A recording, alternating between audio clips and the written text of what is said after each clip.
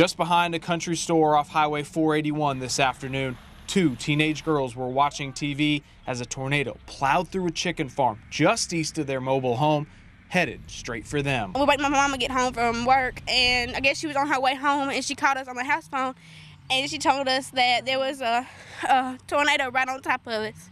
And we were like, oh my goodness. So we had enough time to get out of the house, get in the car, and drive up to our other house. At the other house is where Nikita and Courtney took cover underneath a pool table. Within seconds, the tornado passed without harm to them, but damage back up the road was done. From a turned over motorcycle to a four-wheeler crushed underneath the mobile homes, as well as the insulation tossed into the brush line in the distance, complete devastation here. We went outside and we looked, everything looked fine up there, and we had come through the pasture, and when we seen the house, everything was just like this.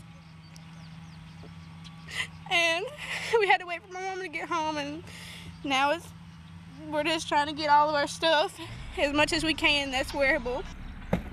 Incredibly, no one in the path of this tornado was injured, seemingly a small miracle after witnessing this scene. It's really amazing to think that we were just right there in that house. And if we would have been in there, there's no way we would have been alive.